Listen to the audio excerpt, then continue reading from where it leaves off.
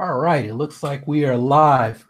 What's up, everybody out there in YouTube land? If you're watching us live, or if you're wherever you're listening to us, if you're listening to the audio version on the podcast, iTunes, Stitcher, SoundCloud. My name is Prince. Got my main man Ash here. We're back, and this is the Embodied Mind podcast, where we're talking about everything to get you stronger, mind and body, because they are one and the same. What's up, Ash? What's going on, Prince? It's good to be back after, we took like a 2-week break from recording because I was in traveling for the instructor retreat. And then basically that took up 2 weeks as far as like Sundays go. But now I'm back and we're back at it. So glad to be here. And how's everything going with you on your end? I'm doing pretty well, man. When we left, my granddad was single, and now we're back, and he's a married man, married at 87. Dang. Yeah, so I'm happy for his happiness. Like we were talking before we started recording, had a chance over the last 2 weeks to think about exercise as far as my training program, getting back into coaching in the fall. I'm looking forward to that. Maybe we might have something special to announce for those of you listening. If you'd like to work with us later in the fall, so you have to stay tuned, see how that develops. And I had a lot of time to listen to some of my favorite strength and conditioning, fitness training podcasts. Picked up a lot. Something I kind of want to, maybe we can discuss later on during this podcast, as far as a controversial topic that I actually heard on another martial arts podcast that tries to talk about fitness, but I don't want to throw any shade, but I wouldn't really go to this person for fitness and training advice, even if I think they do run a CrossFit box up in their area. So yeah, but what if how was the workshop? Retreat. Yeah, the instructor retreat. It was a little rough around the edges since it was our first time. Probably the coolest thing about it was that we had like a fairly international turnout. So we had one of the instructors from Australia was there, and we had an instructor from the Ukraine there with like 2 or 3 members of his group and support staff. And then that's just in addition to like all the usual like level of international students that are involved with each one. So that part was good, and it was good to see everybody again. I hadn't seen some of these guys in a little while. And then, so as far as like the actual content of it went, it was, we did it like a deep dive into some of the material like in the mornings. And so I think, like I said, this was the first one that we'd ever done that was exclusively for instructors. And so just the fact that it was like a new format, it needed a little bit of ironing out. But I kind of learned, I had some real gems that I was able to take away as far as like actual training, and then there was some things where it was like, okay, maybe I don't understand that quite as well. How's that? Good. All right. So yeah, so I had some things that it was like maybe that I didn't understand quite as well as what I thought I did.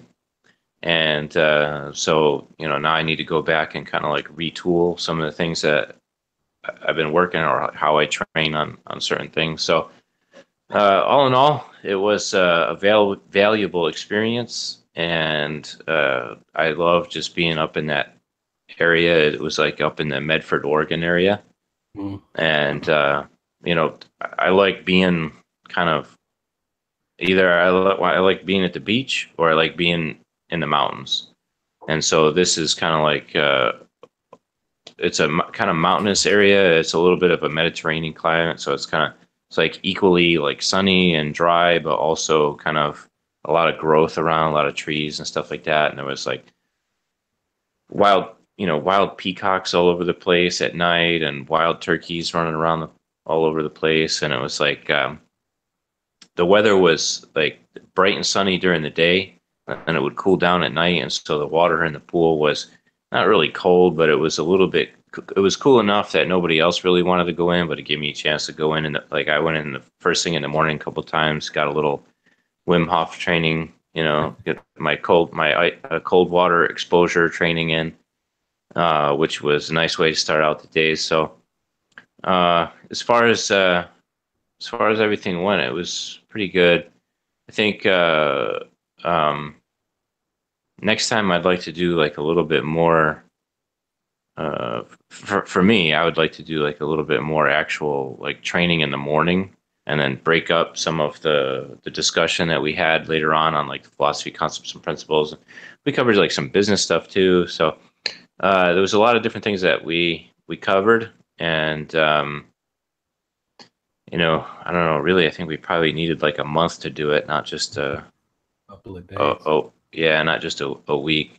So we had like a solid week because I showed up on Saturday, and so like I flew into Sacramento with a couple of my guys, and then we rented a car and drove, which was awesome because you drive through the Mount Shasta area, which I don't know if you've ever been in that area, but it's never been in that part of the country. Yeah, it's awesome, because you go, it's like Mount Shasta is like a 12,000-foot peak. So it has a glacier on it year round. And, and there's actually a functioning Tibetan Buddhist monastery that's up nice. on the mountain as well.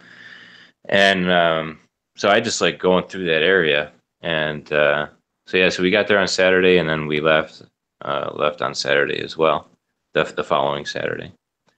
So yeah, that was cool. And then so I was home in time for Father's Day, so that was nice. So I celebrated Father's Day with the kids, and I actually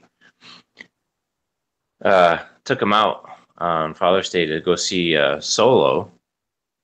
And I couldn't believe, like, the theater that we usually go to that's close to the house here, it's like right next to the university. It has like the big like reclining leather seats and like all that kind of stuff. So we went there originally, and the dang theater was sold out still. Wow. And they had like 4 seats open, and they were like one, 2 here, like 2 over here, and the only place that we could sit that was going to be like all together was like right at the front of the theater, like off to the.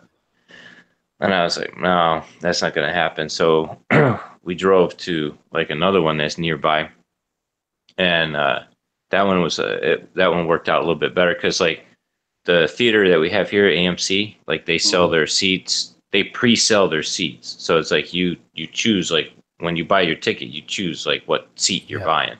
Yeah. Whereas like that in Bellevue, which I kind of like that, but like when we went to the Harkins instead, like they just sell the tickets, and it's like Southwest. It's first come, first serve for the seats.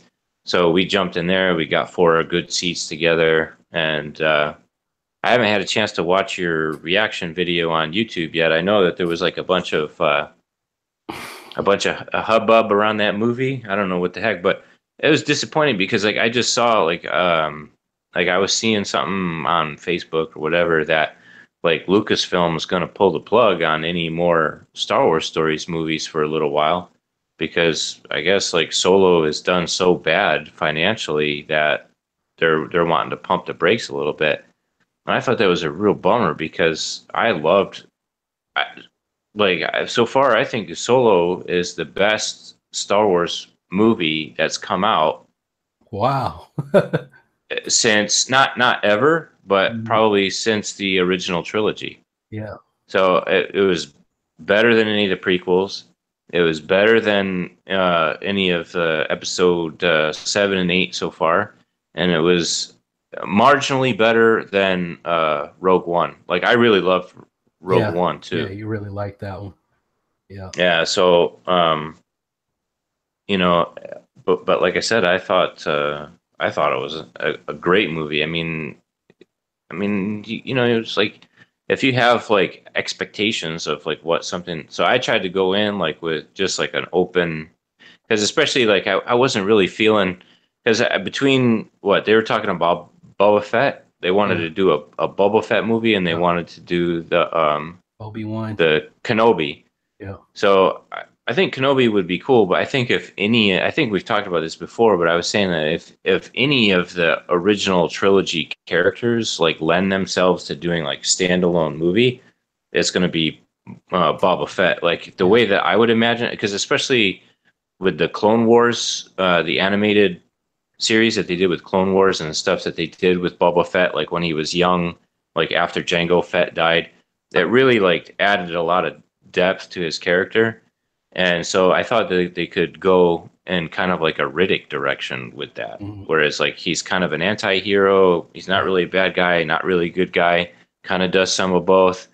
And I mean, they could make almost like unlimited Boba Yeah. Fett The movies Adventures that of would Boba be, Fett. Yeah. yeah, that would be cool as hell. And so that was the one that I really wanted to see them get made. And when they were talking about Solo, I was like, man, I don't know if I'm feeling that, because the actor that they chose was, I wasn't really feeling him. And I wasn't really feeling Donald Glover so much as Lando Calrissian. I know Donald Glover's really popular right now, but he just, it's not that it's either good or bad, but he doesn't have like the same kind of swag as Billy D. Williams. Yeah. And you know, because some of that was from the time of like I think the 70s and Yeah. like all that kind of vibe. Blaxploitation and all of that. Yeah. Yeah, and like just Harrison Ford is also just so iconic, like as an actor. But with all that being said, I think like that the actor really pulled it off Mhm. enough that I could suspend my disbelief, you know, Yeah. and kind of go with it. And then also that I was like amazed that the chick from Game of Thrones is in there. Did I totally didn't even recognize her, because I think she gained about 15 pounds maybe, and so she wasn't looking so skinny, and they didn't put her in that ridiculous blonde wig. Man, she looked amazing. That's I her could, natural hair. yeah, and I had to ask. My daughter was right there. I was like, who is that? Like she looks familiar. Like, and I could tell like the voice. I was like, man, I know that voice, but I can't picture who it is. And my daughter was like, oh, that's the chick from Game of Thrones. And I was, Man, she could be the mother of my dragon. I love Amelia Clark, man. She not built like the women that I kind of go for, but man, I make an exception for her. Oof. so yeah, I didn't get a chance to check out your reaction video on YouTube yet. But how did you like the Solo movie then? I mean, I was the same way. This is why on my YouTube channel, I'm like, you guys need to meditate if you really want to appreciate Star Wars. Because I went in, even though I kind of said this is what I think is going to happen with the movie, and I made predictions because I have to, because as a commentator. But I really went in not expecting anything. I was like, okay, I know he'll be on Corellia. He's going to meet up with these people, go on an adventure, and that's all I know. And I'm leaving it at that. So I liked it. It's like you have this universe, Star Wars. It's like a playground, right? Like I said, it's like D&D, right? You got the rules. This is the rules of the game, but then you got the lore master, and you do your D&D. I don't know what they call it because I've never played it, but you do your game, right? And whatever story comes out of that, it doesn't have to be set on these main characters. So that's how I looked at it. I was like, this is boy Solo for one. It's not Han Solo, because Han is Harrison Ford. This is boy Solo, Alden Ehrenreich. And I'm like, I'm just going to sit back, watch this. I didn't really say much in my reaction video. I said, there was this really hot blonde girl who kind of reminded me of Amelia Clark, who I think was single, who sat right next to me. And she was as big of a Star Wars fan as I am. We both were getting all the Easter eggs and everything and laughing together. I wish I had asked her to like make a video with me, but I didn't want to feel like I'm A creeper. Yeah, I'm a Star Wars. Even though I had the freaking Urban Acolyte T-shirt on in the movie theater, but I was like, I will feel like the biggest d bag if I. Can you give me the woman's perspective on this? Because I was like, I'd really love to have this hot blonde girl who got everything on my. So I'm hoping I'll run into her again at the Bellevue AMC one day, and say, "Hey, you remember me?" No, well, I remember you're a big Star Wars fan. Whatever, whatever. But that's basically what I talked about in my reaction video, mostly because I didn't want to give anything away. I Right. haven't really said much about Solo. I've seen it twice. I have the visual guide and the art of Solo, so all the I could like, oh, and this detail and this is this. But with all the stuff, the backlash, the boycott bunch, and everything else, it's kind of like made me not even want to do my YouTube channel anymore. I'm like, you know what? Y'all want to be What was negative? what was the boycott supposed to be? Was it like some anti like SJW stuff? Yeah, they're like, we're gonna boycott Solo. We're gonna boycott Star Wars Episode 9. We want Kathleen Kennedy fired. I'm like, you know what? And the way YouTube works, it's like the algorithm is promoting all of that. So it's like, if I make videos that get seen next to those boycott videos, then the people who see them are part of the whole boycott bunch. So then I have to deal with them, because they're the ones that are seeing YouTube is like, oh, you like this person talking about the Star Wars boycott? Well, here's more of that on that same topic. So Right. then it's like, oh, it's like, okay, the people who don't like this stuff, and now I'm making a response, and I'm doing it because I actually want them to see the video because that's who I'm talking to. But then like my main audience, because I don't know, man, YouTube is crazy. So it's like I'm just like, if YouTube is gonna be crazy, then I'm just gonna make videos about the stuff I'm actually passionate about that will make me money. And Right. Star Wars is not making me money any. And we've talked about this before. It's like, okay, outside of AdSense, how'd I make money?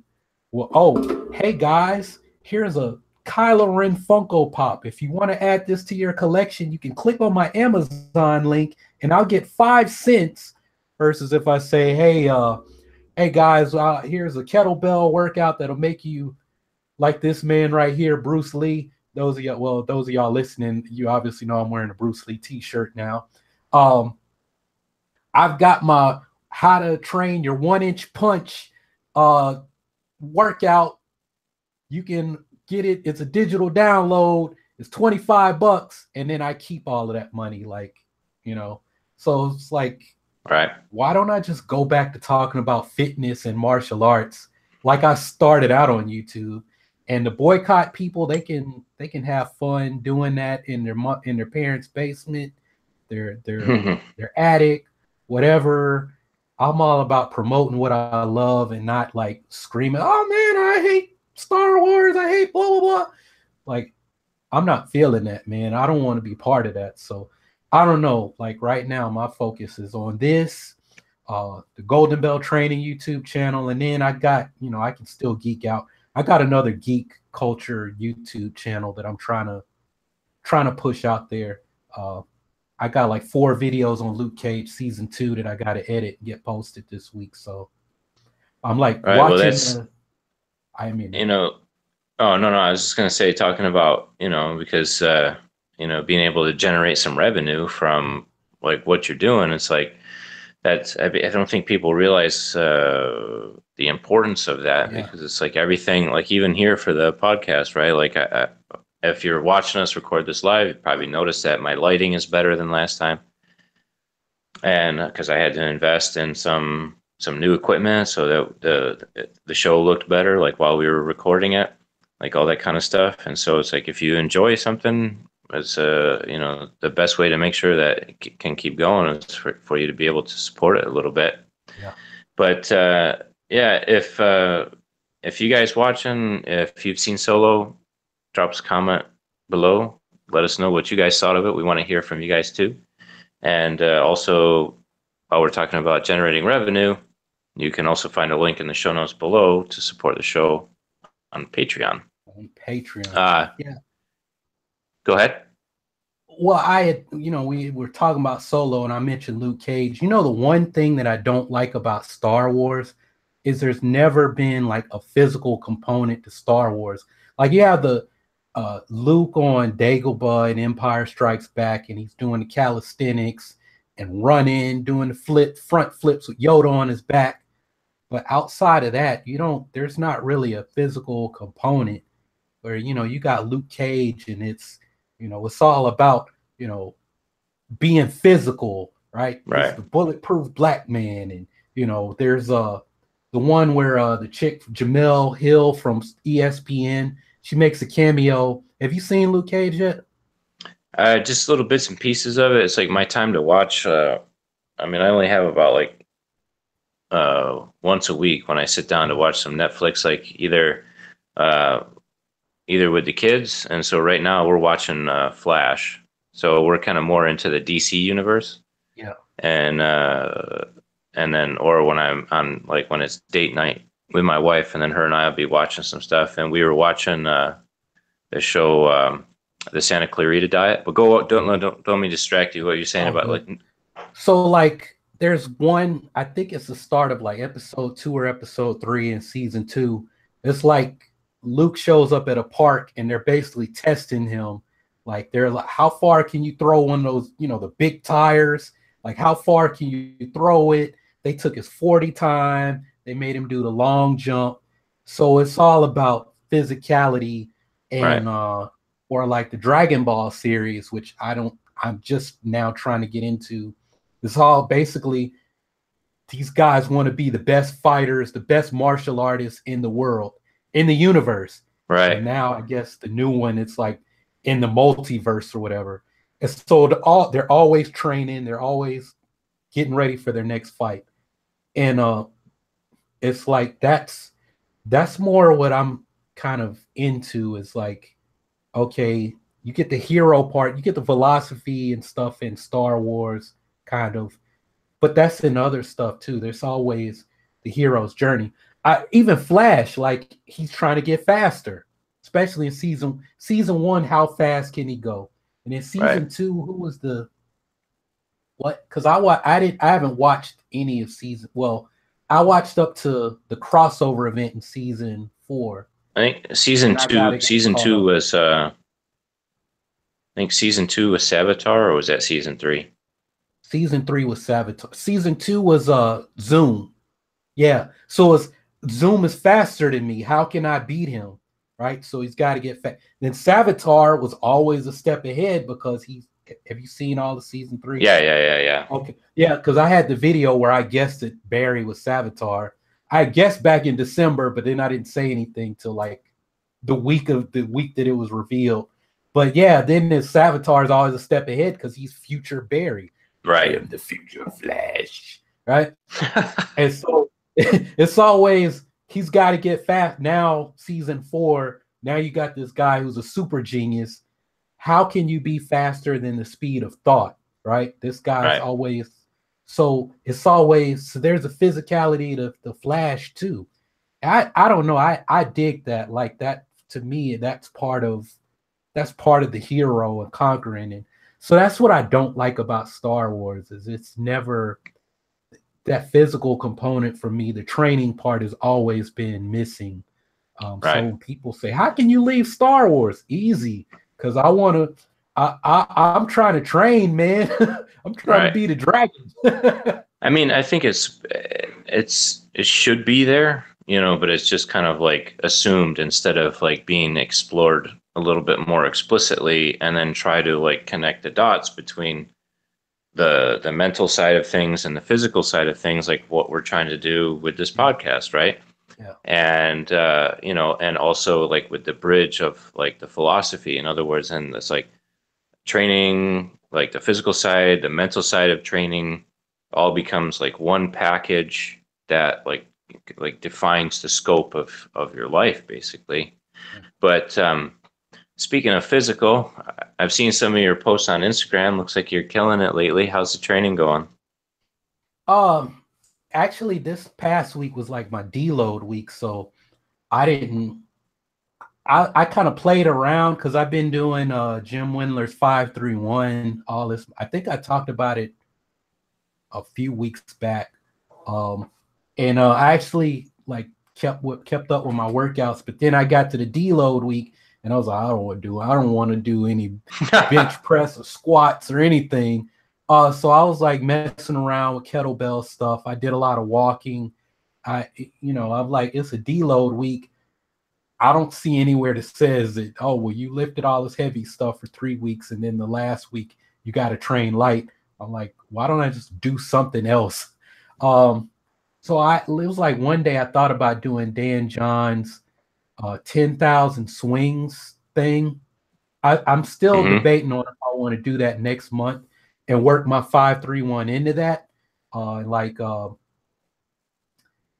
I said before we started recording, I really need to like do GMB only and Ely Chin only for like the next 2 to 3 months.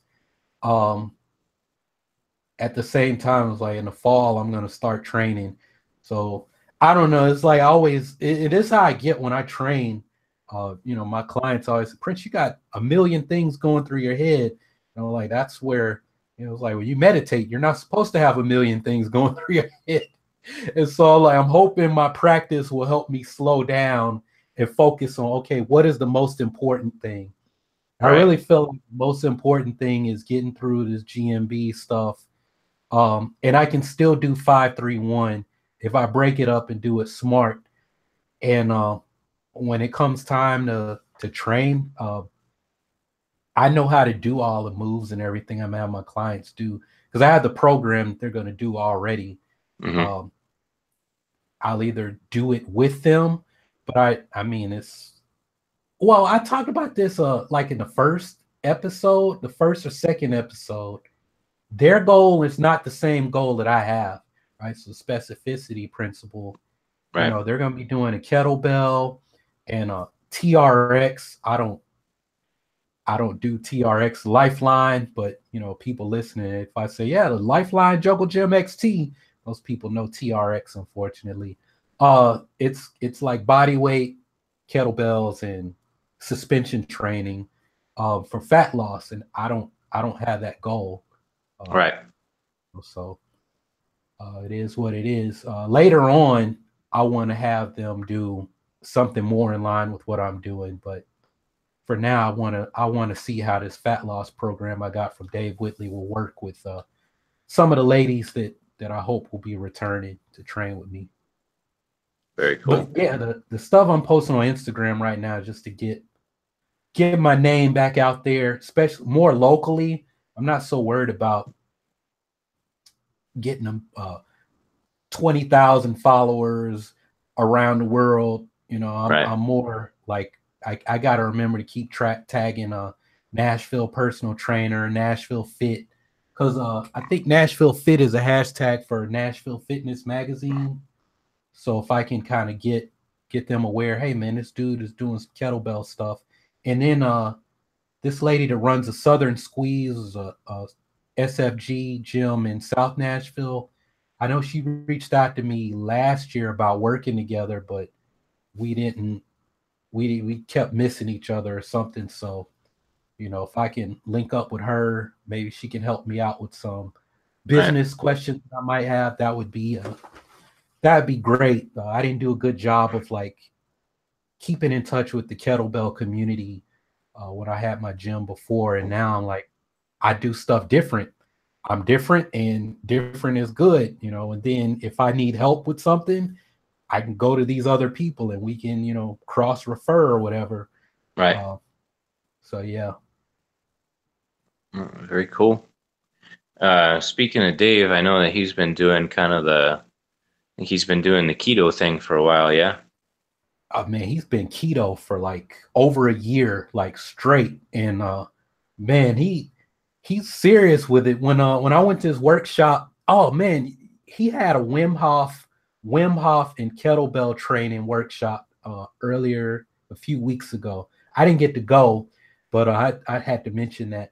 But yeah, man, we went to Hibachi Grill. It's like some franchise place, and I remember Dave didn't get any rice. He didn't get any noodles. He just had the bowl with like the meat and vegetables. That Right. was it.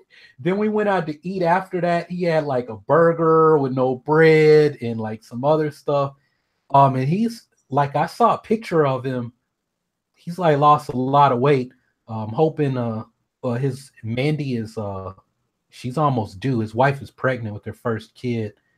So like they had a joke, like the wife has the baby and the husband is the one that like gain all the baby weight. I've seen a few people do that. Dave is not one of those. So he's looking great, getting stronger while slimming down.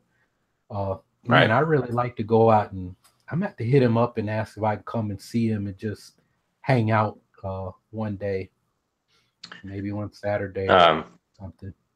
yeah, the Do reason some that ninja shit. I asked, yeah, the reason that I asked about Dave too is because actually I just started experimenting with a little bit of keto myself.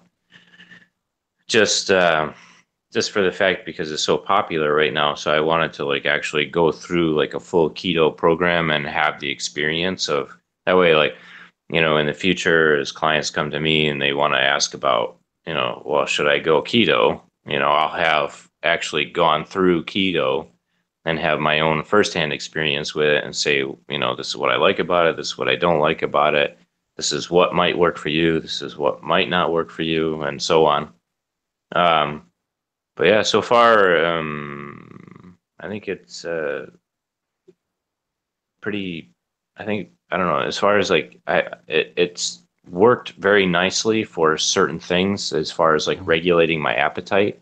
So, for instance, like usually I have kind of a sweet tooth, and it's just like flatlined my sweet tooth entirely, which I was kind of surprised about. Like it's kind of counterintuitive because you would think that it would go the other way, right? Like you're cutting your carbs down and living more on a higher fat portion of your calories. You'd think, oh, now I'm going to be craving, but actually, I've so far my experience has been the reverse, where it's like flatlined my sweet tooth. So it was pretty interesting. So because the first thing that I did was I wanted to make sure that I was doing keto like properly. So I'm still not fully doing keto, Mhm. but I went and signed up for Rob Wolf's keto masterclass. Mhm. It was on, they were having a sale on it. It was like, it's normally like $100 and it was like $50 to get in. And so I'm kind of going through like those modules right now just to make sure that so far I haven't really learned anything that I probably didn't already know, but maybe I have a little bit more, I don't know, just I'm only like 3 or 4 modules into the system so far. It's like 14 or 17 total modules. And so I'll probably start getting into the nitty gritty on it more in the next couple of days. But already in the meantime, I've been experimenting with, like I said, just basically like I think yesterday for I made actually I did all my meal prep for the whole week on Friday, and it was actually kind of easy because I just made like a giant like frittata with like I sauteed down some kale Mhm. and threw in like a dozen eggs and some tomatoes and feta cheese. And so once I divvied that up into portions, that was enough like for breakfast for a week. And I just been hitting like some macadamia nuts, and I had some cheddar cheese, and then I grilled up a whole bunch of chicken thighs, and then I made up like a cabbage like coleslaw with an avocado mayo, Mhm. and made up enough food like pretty quick for the whole week. And that's pretty much what I ate yesterday. And so I think the biggest challenge right now is going to be managing my electrolytes, because especially since now it's hot here, Yeah. like hot. Like by the time I came back from Oregon, like the day that I landed, like the day before Father's Day, the weather was nice. The weather was nice on Father's Day, and then the heat just came like rolling in. And like we've had kind of like some unusual weather this year because of all the volcanoes. So we had a real mild June, and then now already like the monsoons are starting to kick in, which is early for the monsoons. And it's not actually raining yet, but you can feel like that humidity is building. So now it's like 111 degrees and super sticky, like super humid and sticky. And so since you're sweating more, then you're losing a lot of electrolytes, and you're already like on a keto diet, you tend to lose a lot of electrolytes already. So I gotta be watching like my salt and my electrolytes. So there was a new product that I bought. There's a company out of Australia called Ancient Lakes. Yeah, it's Ancient Lakes, and they sell like a magnesium infused salt. So basically it's like the only sea salt in the world that comes with like a high concentration of magnesium. And so I had just bought um, a 1 pound bag of salt from them, just basically for the extra magnesium. And they included like a nice little side packet of like an electrolyte blend, and I've actually been using that, and I think it's been helping quite a bit. So if anyone's listening or they're watching, they want to check out that, go hit my Instagram account, because I did post about the Ancient Lakes magnesium brand, like I don't know, like 2 weeks ago or something. So you guys can follow some links from that. And then of course we'll put everything in the show notes below. So I'll go ahead and drop a note in there about that right now. I'm gonna have to hit them up. I put that in my water when I work out. Keep some in the garage. Yeah. Well, and then go ahead. Have you ever I heard this on somebody's YouTube channel I was watching last night. Like experiment with using like miso as salt, like in food, so you don't like up Right. your sodium intake. Not specifically. I know that it was kind of like a key component of the diet of the samurai, and since that they were out in the field, in the heavy armor, and it gets hot and muggy in Japan, so they would be losing a lot of electrolytes. And so I know that miso was a key component of their diet in that regard, but specifically what you're talking about, I haven't. So the I can't remember off the top of my head like what the FDA is considering as the guideline for your daily sodium intake, but there's actually some new research that's coming out that's showing that we should actually be having a higher salt intake. So there's a guy that he's kind of like affiliated with Rob Wolf and the keto guys. Let me see if I can pull it up. I got to find my tweet from yesterday, because I was actually just tweeting about it. The guy's name is Dr. James D. Where is it? There he is. It's kind of a mouthful. The guy's name is Dr. James D. Nicolantonio. And so he has a book out called The Salt Fix, and in his book he discusses the like his recommendations for sodium intake, and they're basically triple, or even a little bit over triple, like what the current like guidelines are for sodium. And so especially if you're doing like I was going to say, especially if you're doing more like a ketogenic diet, it's like you don't want to limit your sodium intake. Actually, you want to increase it. So in that regard, specifically, I don't know about using miso to replace your salt.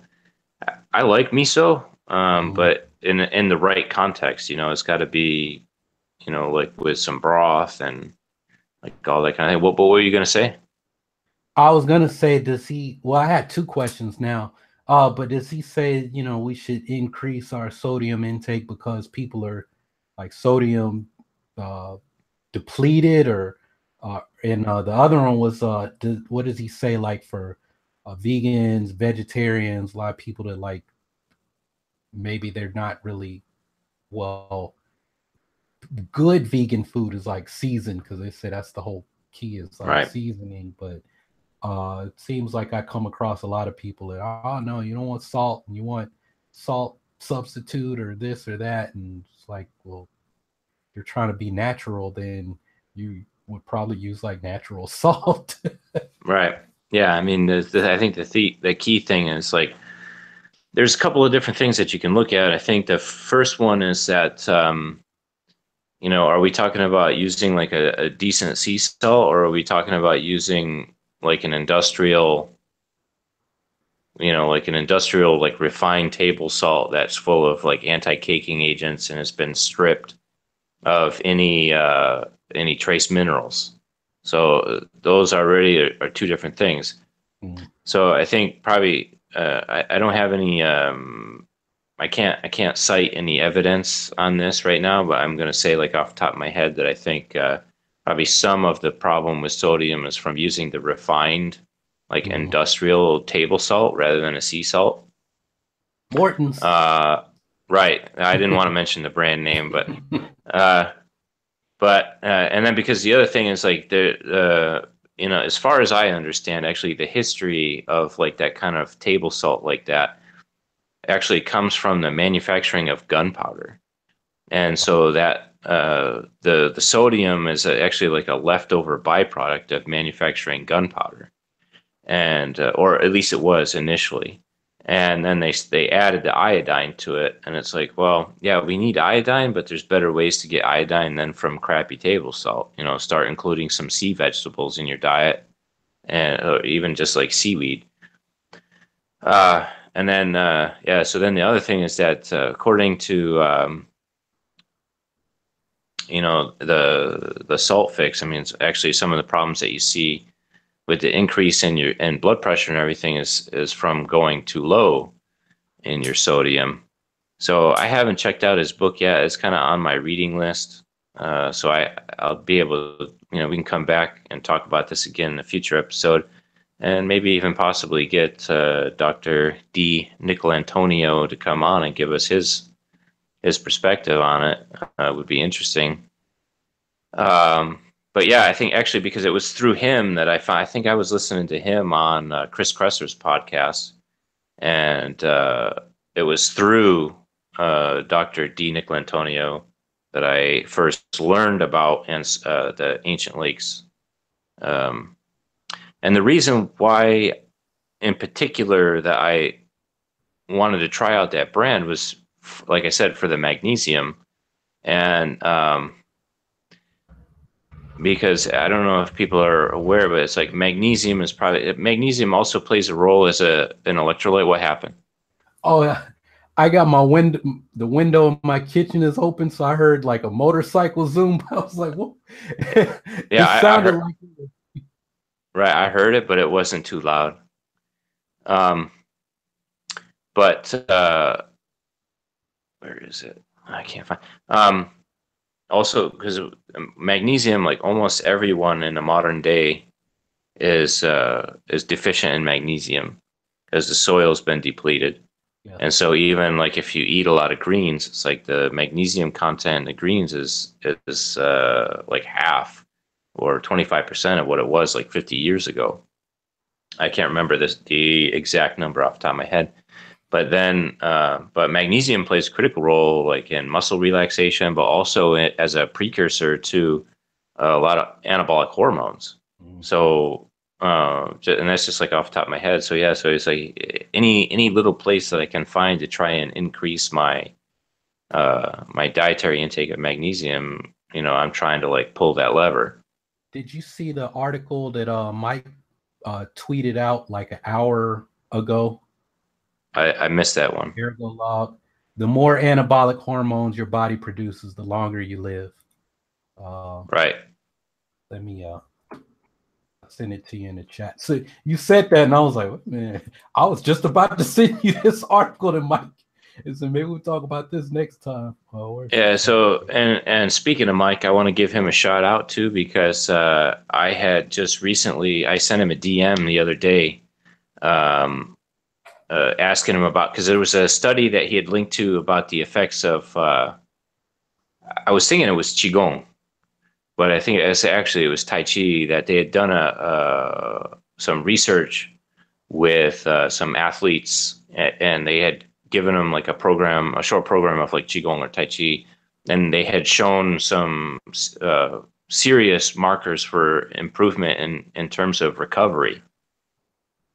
And I don't know if you had caught my Instagram post about the marrow washing, the Xi Shui Jing. Yeah, yeah, Yeah. So I wanted like that study or that post got real controversial on Facebook. People thought I was full of shit. There's no evidence, blah blah blah. So it was like I wanted to grab that study to be able to cite it for also as part of the research that I'm doing for my book. And so anyway, long story short, I DM'd Mike on Twitter, asked, because I couldn't find it. I couldn't find the link again, or I couldn't find the tweet. And he got back to me, which I appreciate. I appreciate his time, especially as a professional, as an expert in his field. So I want to give a big shout out to Mike Muller for getting back to me on Twitter, because he doesn't owe me anything. So I really appreciate that. But yeah, so let me see. We should make a note on that too about, let me see, in the show notes, ancient plagues. And while we're talking about nutrition, I wanted to talk about this too, because did you see that I made that note on the chocolate milk for recovery? yeah. That one keeps coming up, man. It's like and it's like, so I think that personally, I think there's a variety of problems with with those studies. The first one is that, how the hell are you going to have like a real placebo for chocolate milk, right? Yeah. You can't. Even if you're doing like a chocolate almond milk or something, because like actually this came up again in the Precision Nutrition Coaching Facebook group. And I'm like, there's no way that you can have like a legit placebo for chocolate milk that somebody isn't going to know that they're not drinking like real chocolate milk. So that's the first problem. And then, but yeah, I mean, like study after study that they've done keeps concluding that like chocolate milk is an effective post-workout drink. So I think actually the takeaway from it is going to be in terms of, because what they're looking at is markers for recovery, right? And I think that they showed like it didn't affect like time to exhaustion or anything like that. But in the follow-up period, in the post-training period, they showed improved markers for recovery after consuming chocolate milk. So I think the real takeaway on something like that, if anybody tells you that chocolate milk is a good post-recovery drink or good for post-workout recovery, I think what you should keep in mind is that it's better than nothing. Yeah. Yeah. Right? Because you're getting like that shot of macros after working out, right? So your glycogen is depleted. You have an increase, the cell signaling is there to be able to use the protein, and then you need the presence of like a little bit of fat at least. So yeah, in that regard, fine, drinking chocolate milk is better than nothing. But if we approach it from the understanding that, okay, in that post-workout window, you need a shot of some macros, okay, not just like carbohydrates and not just electrolytes, then we can start to look at, okay, there's going to be much better options. It's like you can get yourself some good, some good powdered protein or something like that, or even just some whole food or whatever. But making sure that you're following up, you're working out, or if you're training for the day with some nutrition, some post-workout nutrition. And generally the guidelines is as soon as possible, but then like within like a 3 hour window. Yeah. But yeah, so I mean, I mean, for me, like I'm not lactose intolerant, so I'm fine. If I want to drink milk, Mhm. I don't drink that much dairy anymore. And but the thing of it is what I'm saying is that I don't have an axe to grind against dairy in general, and I don't have an axe to grind per se against chocolate milk. But when we start thinking about like the bigger picture of health and wellness and following up, there's going to be and average, like if you're buying like raw milk from somewhere, like good, like pasture raised, like raw milk that's going to be full of omega 3s, and you want to add a little bit of chocolate syrup in there, whatever, be my guest. But short of that, if you're just buying like regular industrial milk, especially like if you're buying like some, again, I don't want to mention like any brand names, but if you're buying like a brand name industrial chocolate milk, it's probably got some kind of thickener in there. It It's does. got some kind of stabilizing agent in there to kind of keep it all together, and it's probably got some industrial fats added in, Yeah. which it's like once your body incorporates that, because especially fats, one of the reasons that getting the right kind of fats in your diet is so important is because those fats get used in the cell wall Yeah. to give the cell wall the right like flexibility and permeability. And so like over time, if you're killing chocolate milk after you're working out, it's like all those crappy fats are going into the cell wall, and Yeah. you're going to do more harm than good in the long term. So Yeah. performance based, yeah, it'll improve your recovery, especially like the replenishment of glycogen, like post workout, big deal. We Yeah. got like more things to think about long term, and so that's why like of course I'll do like a post workout shake, but like I make mine. It's like I like to use avocado oil as a source of my, so I have like a nice monounsaturated fat as part of my that kind of thing. So yeah, so like I said, if anybody tells you chocolate milk is good, good, just as good as anything else, well, there's more things to think about in terms of like post workout recovery. Yeah. I So remember, well, back in 2012, that's when I first heard that. And I would tell people that, like my clients, but now, like I always look at everything I hear related to training, related, oh, you need to do this, you need, it's like who are you talking about? Everyone or certain people? right, So I mean, most of the people that I train, that I'll probably train for a year until I get good at something else, are going to be fat loss people, right, mainly women looking for fat loss. And I mean, it's common for me to have people that need to lose 70, 75, 50 to 100 pounds. And looking back, I was like, I had this one lady and she really needed to lose 100 pounds. And she's like, well, what kind of protein shake should I do? And I was like, and then I told her, this is what I use. She goes to the store, that's too high. Prince, what can I do? It's like chocolate milk, because this was 2012, 2013, right. 2012. And now, as you were talking, I was thinking back, like, if she doesn't need a post workout anything, like you got 100 pounds to lose. Like you can go a couple of days without them as long as you have water. You don't even need to eat.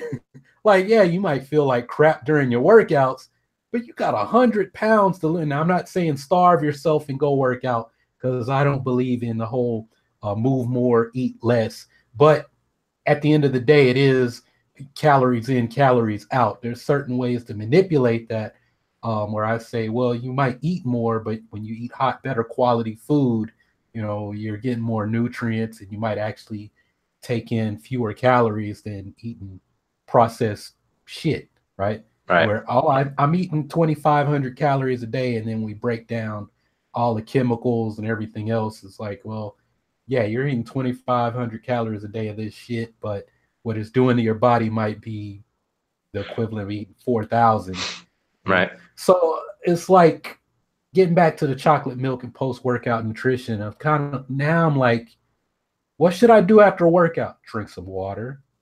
Right. Drink some water. Go home, make a good meal. Because I had this one lady. She, whenever she had a hard workout, she would go home and pass out.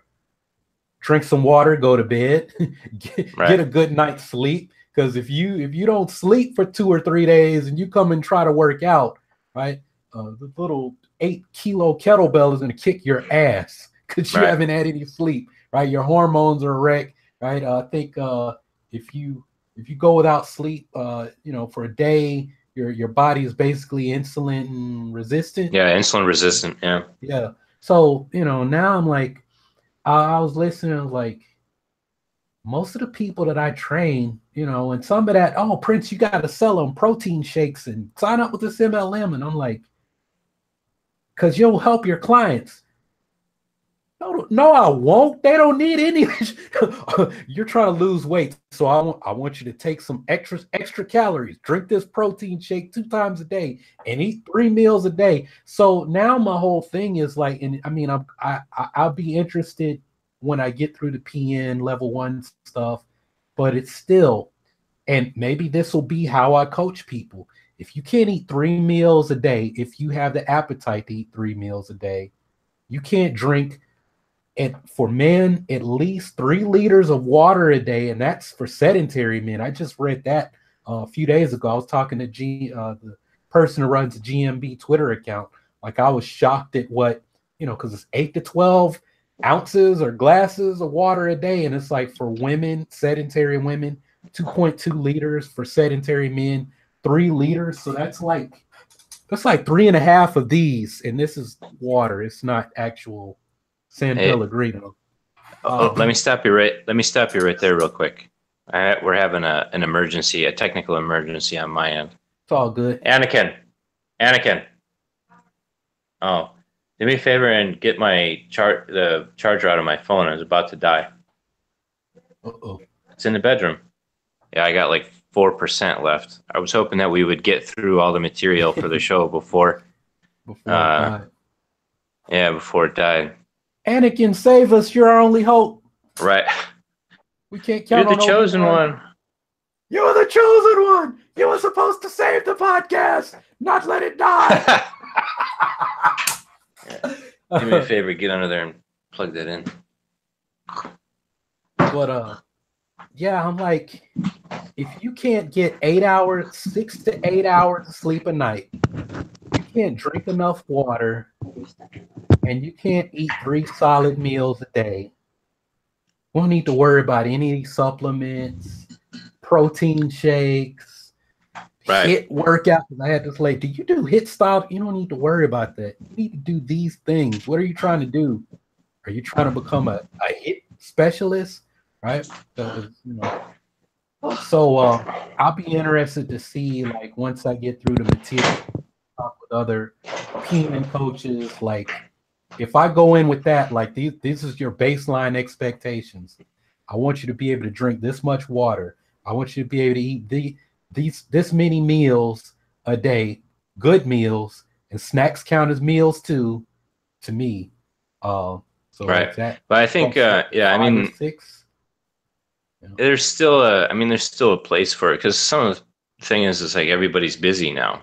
Yeah. So, it's like hard for people to be able to get, especially if they're not used to like doing meal prep and stuff like that, or maybe they don't have any kitchen skills. So like as you go through, so for instance, like, because I'm almost through PN2 now, and that's like the focus is all on helping clients to develop like these kind of skills. And so in that case, there's a place, they in PN they call it the super shake, but they kind of teach clients how to make some kind of like protein shake or like a meal replacement shake as a one option for out of your 2, 3, or 4 meals for the day. But so I forgot what I was going to say. I'm like that smoothie king with it though. Right.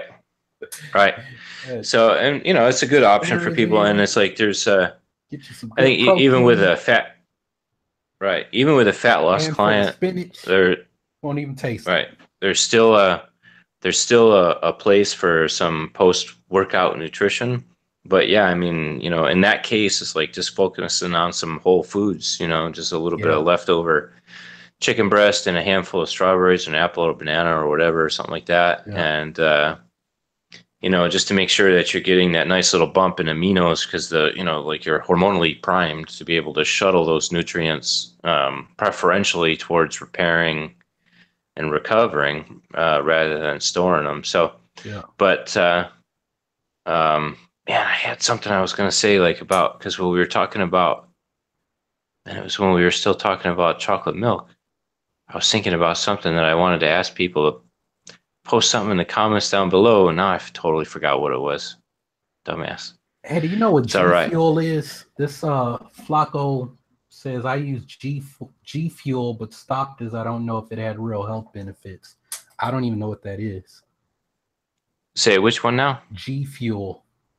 I don't know. I've never heard of G Fuel. Yeah. I haven't heard of it either. I'm wondering if maybe it's like a brand name like Gatorade supplement. Gatorade protein powder. That'd probably be full of crap. Yeah. Where did that come from? It's in the chat. Okay. Yeah. I don't have access to the chat window. We got to figure out how to. I watch it on my phone. Oh, okay. Yeah. Well, yeah, you're look at on those your good-looking phone, guys. so, yeah. Right, I am. So I'd have to watch it on the desktop so I could have access to the chat. Let me see if I can click the link that you sent me for the show notes. But yeah, G-Fool. Who asked the question? Flacco 85 Montez.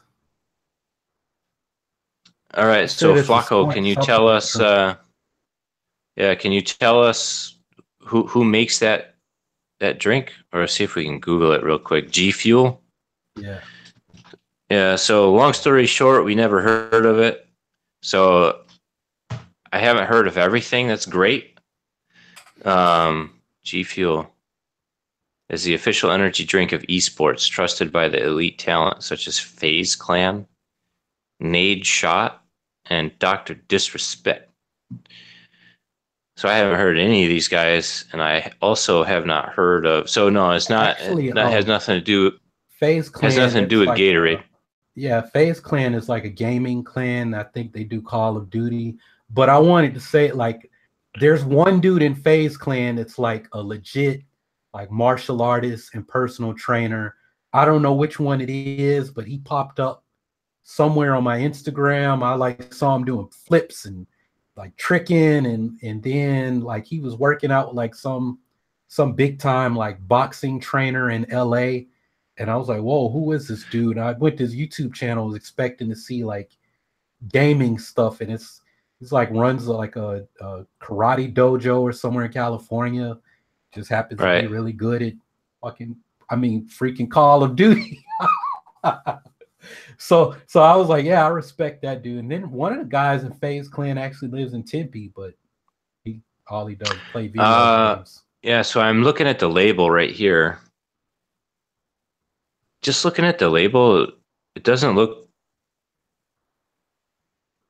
so bad. I mean, no, it's got some vitamin C, some vitamin E. That could be a problem, actually. I haven't had a chance to follow up on it, but there's some new research that's coming out now that's showing that taking supplemental vitamin A, vitamin C, and vitamin E is actually increasing the rates of cancer. Wow. So, I was going to tweet about it coming up when I had a chance to like follow up and get at least one study source. But see, because the problem is that there's still compounds in food that we haven't even discovered yet. Mm-hmm. And so taking antioxidants like as standalone, like industrially manufactured supplements it removes, like, context is king, right? So Yeah. it's taking Yeah. it out of, as you know, when you're getting it like as a package of whole food that comes with a whole bunch of other like phytochemicals and other compounds, like I said, that we haven't even discovered yet. That's, you know, that's working as a system and as part Yeah. of a system. Yeah. And so, so I would be a little bit leery about, at this point, I would be a little bit leery about taking any supplements that have additional vitamin E and vitamin A added in. It has some other cool things that I'm looking at here.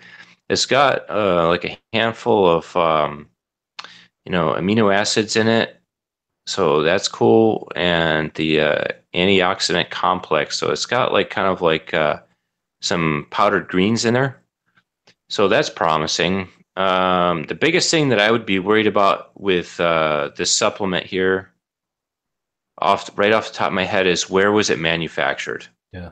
So the big thing with supplements is making sure that you're getting a clean supplement. Yeah. And there's really only two places that you want to buy your supplements from, and that's either a factory in the United States or is a factory in Germany. So this was like a big thing with creatine like Yeah. years ago, Yeah. uh, because like all the supplements that are manufactured in China, they don't have any regulations that help keep the place clean in terms of just like one thing is like now if you're just using the supplement for yourself as like part of a bodybuilding supplement or something like that, then that's fine. But if you're a competitive athlete, you can actually get yourself dequalified uh, or disqualified by using the wrong supplement, because like in these places in China, like they might, or Mexico probably would be another good one, where it's like they've got like these just big tubs, right? And they're going to manufacture some anabolic supplement or an anabolic drug and the same vat, you know, and they don't clean it out properly. Yeah. And then they're gonna manufacture some creatine in the same vat like right afterwards, and so traces of that anabolic drug are going to end up in your non-anabolic. So, for instance, there was a company that reached out to me on YouTube through my YouTube channel through some of the product reviews that I was doing, Mhm. and they asked me to review some of their creatine. So they sent me like a big bag of their creatine, uh, and it worked a little too well. And you know, based on my training history, Mhm. and so I don't have the picture handy to be able to pull it up. But after like I was taking the creatine that they had sent me like pretty regularly for about 8 or 10 weeks or something, like I had a pretty dramatic increase in muscle volume, and I was Yeah. looking a lot more cut than I was, and I was like, you know, I'm wondering if there's something else in this creatine besides just creatine. And Yeah. so I actually never did the video review because I reached out to the company that sent me the product and I said, "Can you tell me where this product was manufactured?" I should have asked them to begin with. Mhm. They wouldn't get back to me. Uh, and so that was the immediate concern. Now, the other concern with getting supplements that are going to be manufactured in China is the contamination with melamine. Yeah.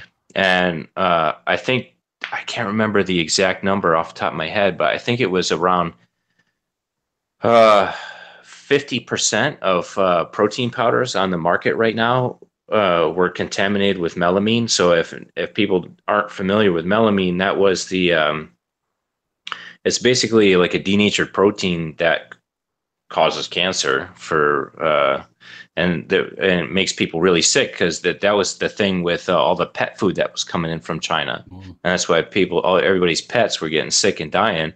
It's because that pet food was contaminated with melamine. Well, like I said, is like this is more relates directly to protein, but like all the protein powders and stuff that are cheaply manufactured have been a significant percentage of them have been found to be contaminated with melamine. So that would be my biggest concern. So I don't see, like off the top of my head, like where this G Fuel is manufactured. It doesn't show like on the website like real quick without like spending a lot of time searching for it. So if it was me, before I would buy any, I would reach out to the manufacturer. I would ask them where their product is manufactured. So usually, like when I'm buying a supplement like this, so for instance, like let's talk about the protein that I use right now. It's too far for me to reach, but it's called True Nutrition. Okay. So yeah, the company that I like most is called True Nutrition, and they sell like a variety of products besides just protein powders. But all of their stuff is third party tested and verified. So anytime that you're going to buy yourself, a supplement, try to look for a company that advertises itself as being third party tested and verified, so that like that what you're buying, because since the supplement industry is not regulated by the FDA, and I think that's both good and bad, because the problem with the FDA, if it was regulated by the FDA, then a lot of good stuff would come to market much more slowly. So it's kind of good that it's not regulated. Come at all. Right, might not come at all. So it's, in one hand, it's kind of good, but on the other hand, is the reason why it's bad is because a lot of the stuff that's being sold it doesn't conform to what it says on the label.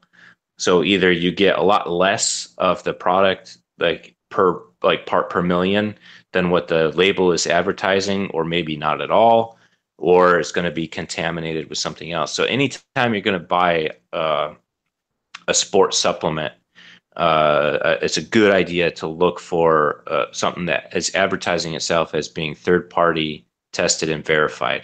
So that way you know what you're getting for sure, and you know that what you're getting is going to be clean.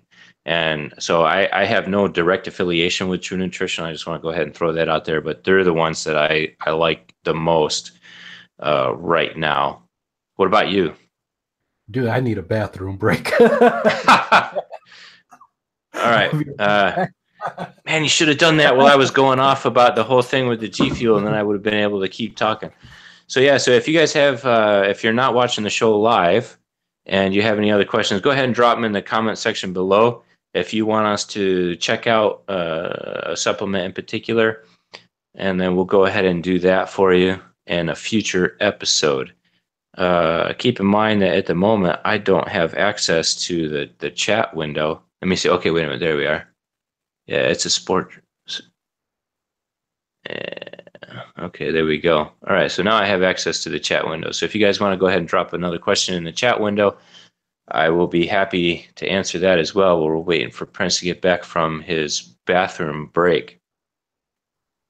So, and I just want to take a minute here to thank all you guys for taking time out of your day to watch the show with us. We really appreciate it. We don't take your viewership for granted. So we really enjoy doing this show because both Prince and I were really passionate about health and fitness in general, but we're also passionate about training, especially training martial arts. And we're trying to bring all this information to you guys so that we can help you elevate your game, bring some value to like what you guys are doing. All right. Well, welcome back. You feel better? Yeah. I remember I was sitting in a lecture in class, and the teacher is going, and he's going, and it's real interesting. And then he said, "Prince, what do you think?" And I had a stomach bug and shouldn't have gone to class, but I did. And I was like, "Dude, I need to puke." And he was like, "Was it something I said?" And I said, "No, I don't feel good." And I barely made it to the bathroom. I spewed all over the floor. But yeah.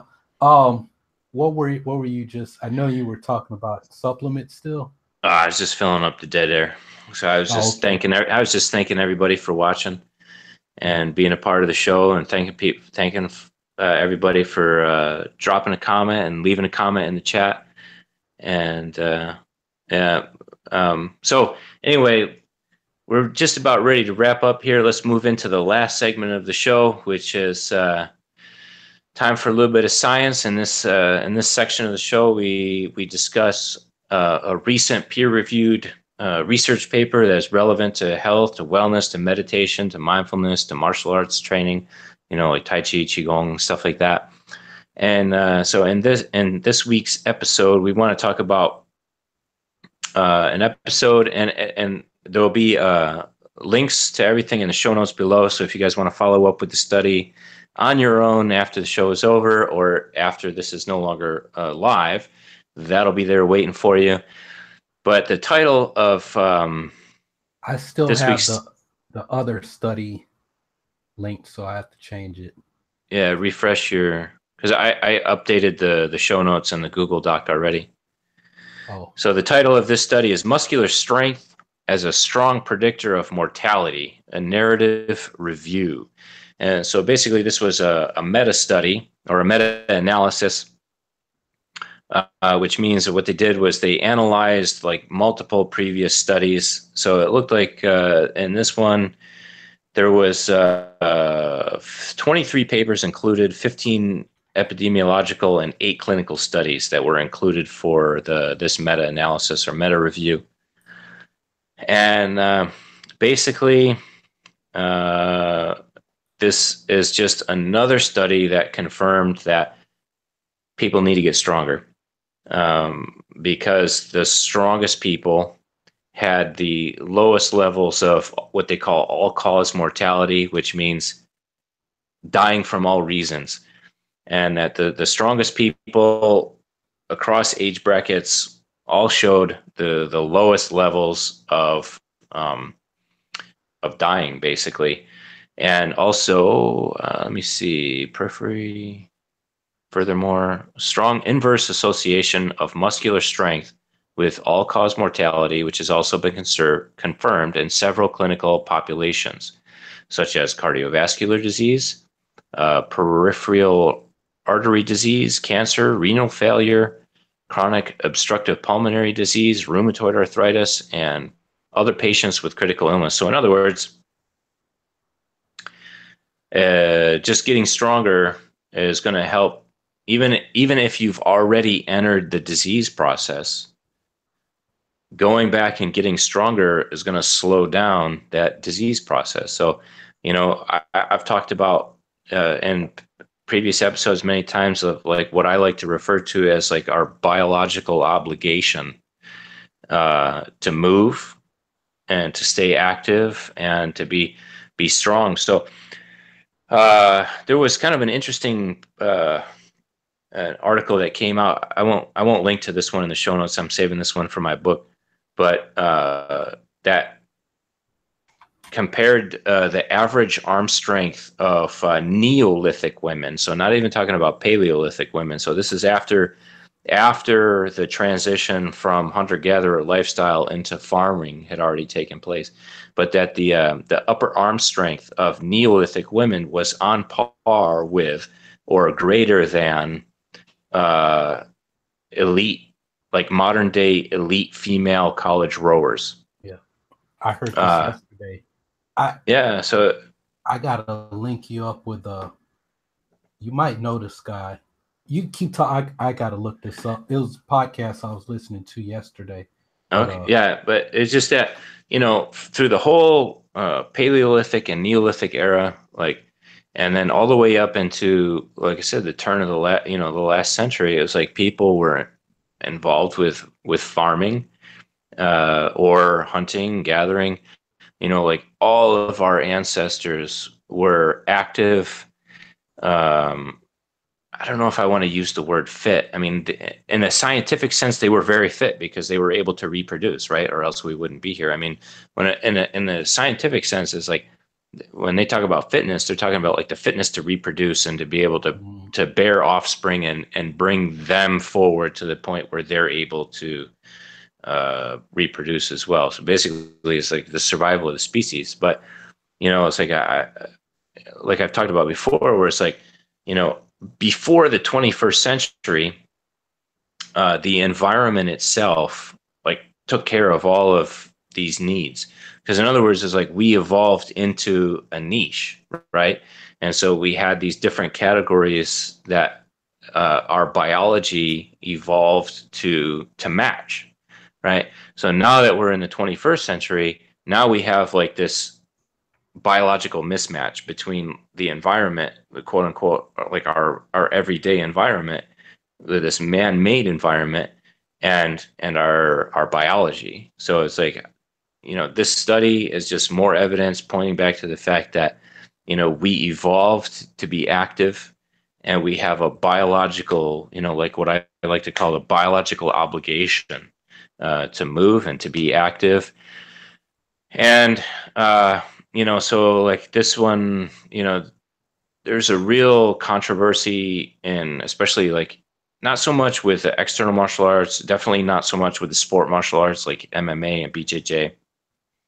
I think kind of the old school mentality for like a lot of boxing gyms might still be there, kind of that the stigma against like resistance training. But I know like definitely in the internal martial arts on the Chinese side, there's a big stigma against resistance training. But in our 21st century, like day-to-day lives, it's like we're not exposed to the kind of loads, and unless you go out and seek them out, we're not exposed to the same kind of loads that our ancestors would have been. We're not lifting bales of hay. We're not, carrying game over our shoulder back to camp, or lifting big rocks to build, like all this kind of stuff. It's like, when's the last time, if you're into health and fitness already, if you like working out, then it's a different story. But if you're coming to us from the martial arts side of things, especially the internal martial arts, if you know Prince and I from that world, when's the last time you had to pick up something that was, fairly heavy and lift it up over your head or throw it, right? Or when's the last time that you had to jump, a significant amount, or climb or crawl?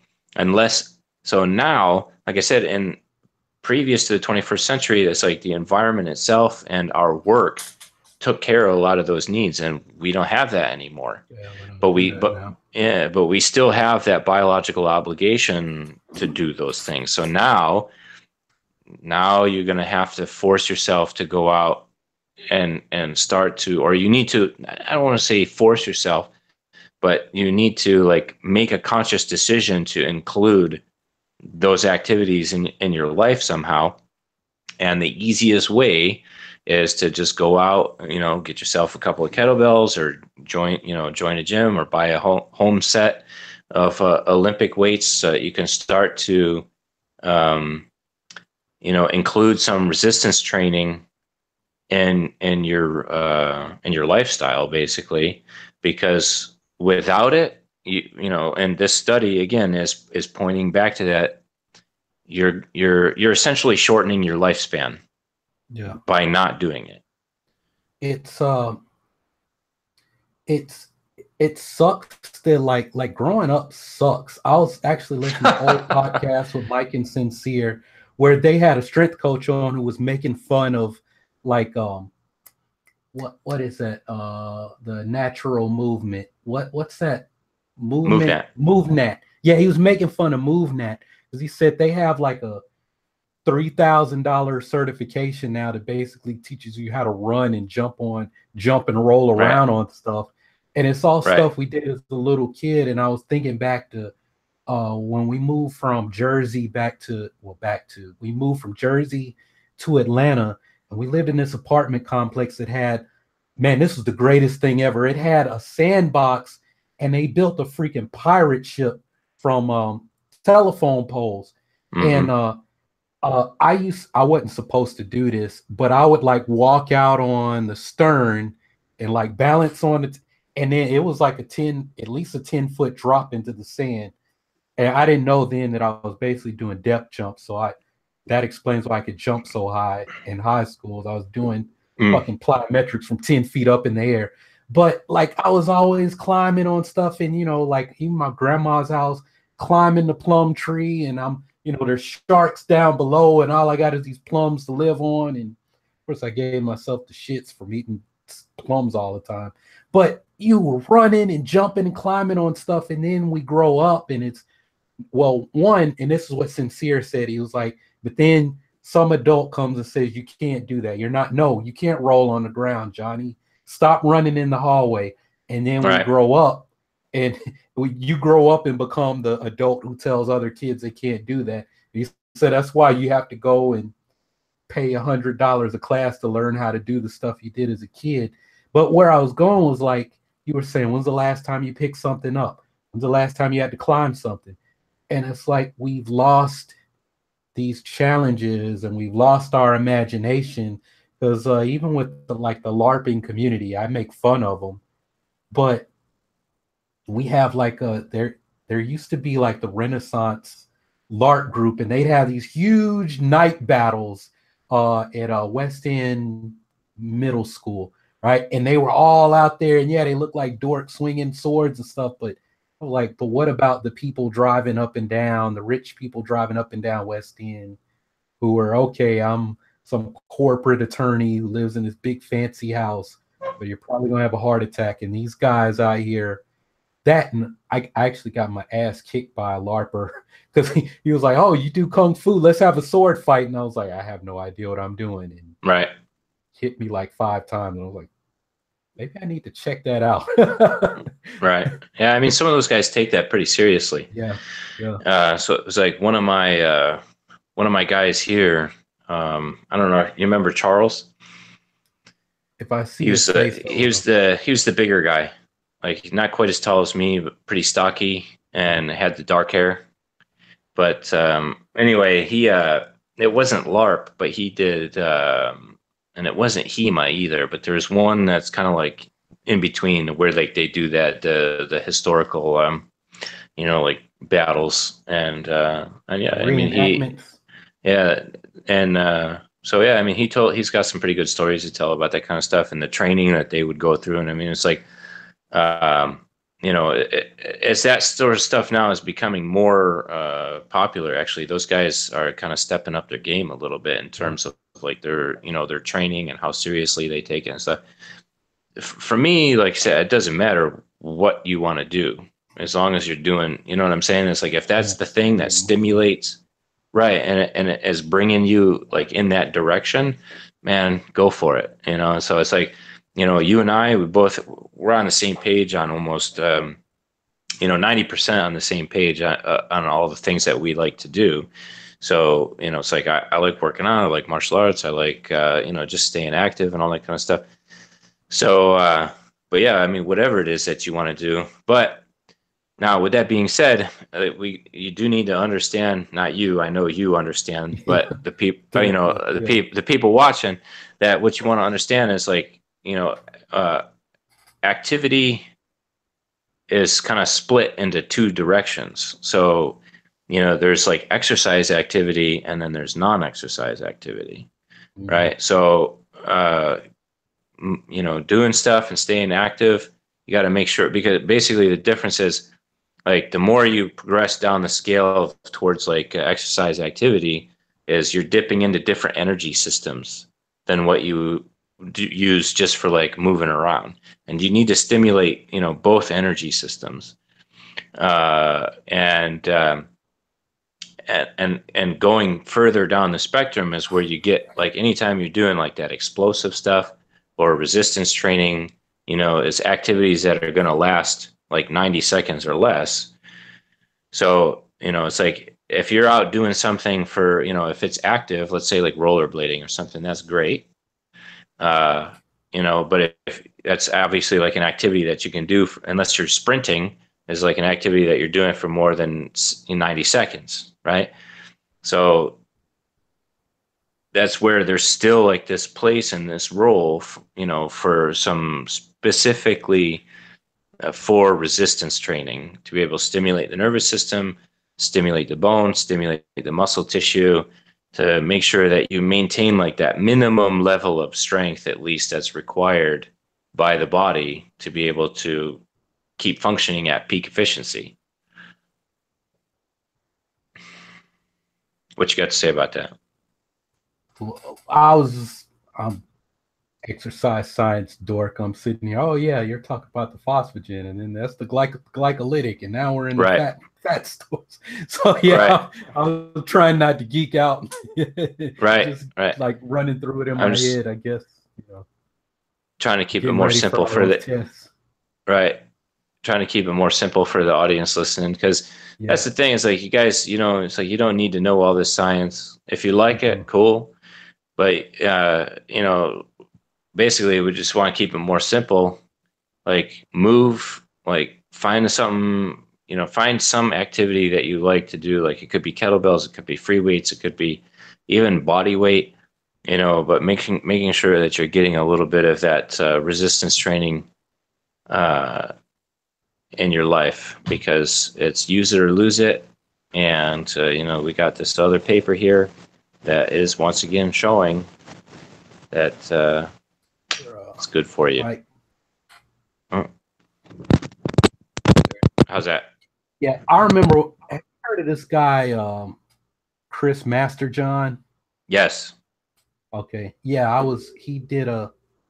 He was on Ted Rice's podcast, the Legendary Life podcast. You might actually like that, but yeah, he was talking about the um, ancestral. I'm about to say medicine, and that's not the word. Ancestral nutrition. You know, he was talking about Ancestral health. he started out as a Weston A. Price.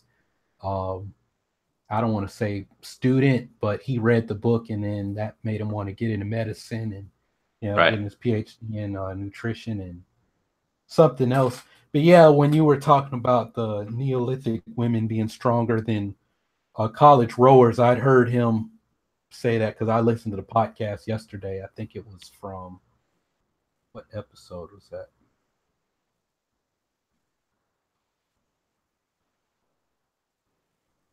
Oh shoot! He did the episode back in April. But yeah, I don't know if you know Ted, but Ted's got he's got some good stuff. He's really been talking about nutrition a lot the last 6 months. But yeah, if you're bored and it's 90 minutes and it's packed full of information. Um, Um, yeah, I'll try to make a note to check it out. You should send me a link, like in a PM, like okay. after we're done with the show. Um, so yeah, and then I'll drop a link in the video description below if you guys want to read. There was an article in the New York Times that discussed this, and so I have that one bookmarked as well. So I'll put that in there for you guys to check it out. But I think that's pretty much going to do it for this show. So we're going to start wrapping it up here. Don't forget that if you enjoy the Embodied Mind podcast and you'd like to support the show, check out the video description below for a link to our Patreon account. You can support the show on Patreon. Prince, what do you got coming up? Anything? Well, I've been in the chat under my Golden Bell Training YouTube channel. I'm getting ready to get a lot more active over there. I started a What's Up P series where basically questions about training, martial arts, personal development. It's like what Elliot Holst does with his Yo Elliot, because nobody really calls me Prince. Most people call me P or PJ that know me. I don't think I ever told you about my nickname, but I mean, even Kelly doesn't call me Prince. Like calls me by my Right. family name. Well, Um, I know that I knew that your family went by yeah, PJ, but I didn't know, or called you by PJ, but I didn't know if that was like exclusive to the family or if that is what you went by like on a day-to-day basis. yeah. Like, well, I mean, most people don't call me Prince. I have a million nicknames. P Funk. P Funk was high school, and then one of my friends or classmates from high school, we went to school together after, and so he had everybody. So P Funk followed me since the 10th grade till I left for the military. Uh, some people just give me a nickname. P Diddy. Nobody actually really. Only one person called me that. Uh, Rick still calls me the Funk or Mr. Funk from P Funk. He lives like not far. We went to school together. But yeah, so I have that series, and then I'm going to be doing a lot of kettlebell stuff, and then my hero culture channel, which is like Urban Acolyte TV, except everything not Star Wars that I want to talk about. So I got All those right. Luke Cage videos. But uh there is a topic. Maybe we could talk about it next week. Yeah, because I want you to like listen to this. It's a 13-minute rant on Whistle Kick Rated Martial Arts podcast. I don't know if you, Mm-hmm. but I'll tell you, like, the title is like the awkward something about like fat martial artists or something. So I'm actually gonna do a video response because it's like I heard that, and then I listened to like Mike and Sincere and then Ted, and it was like both podcast episodes I listened to were both dealing with the problem of weight loss, or like how there's other factors, psychological, whatever. So I was hoping we could talk about that maybe next week as part of whatever we do. Maybe we have a whole thing related to weight loss, fat loss, and how it might not necessarily be as easy as people think. Right. But yeah, so that's Yeah, I mean what I got that's why coming. you were saying, when you were gonna, you were saying earlier that like, oh, it's calories in, calories out, and I was like, eh, there it does get a little bit sticky sometimes, and Yeah, there's all kinds yeah, of social and personal issues. But yeah, yeah, let's talk about that in next week's episode.